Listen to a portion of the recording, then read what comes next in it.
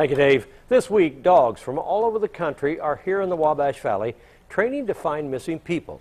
News 10's Gina Glara shows us how the dogs and their handlers are preparing to save lives. Good boy.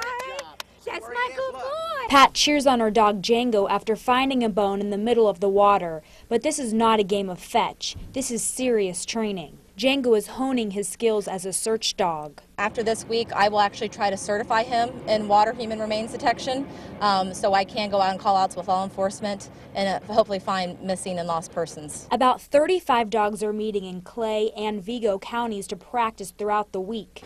People come together in search and rescue to get together, to train and have an instructor critique their dog and give them a direction to go to keep training. Dogs are divided into groups, picking up trails on land and water. They're relying on scent for human and human remains detection. The Canine Training Association and handlers say the practice will be well worth it. This dog was just called out last week in Brazil. So it's very likely. Most of these dogs we've called out probably at least, I would say, a dozen times a year. These dogs train consistently around the clock, but it's just as much up to its handler as it is the dog. Ultimately, what's going to determine a top dog is the perseverance of the handler.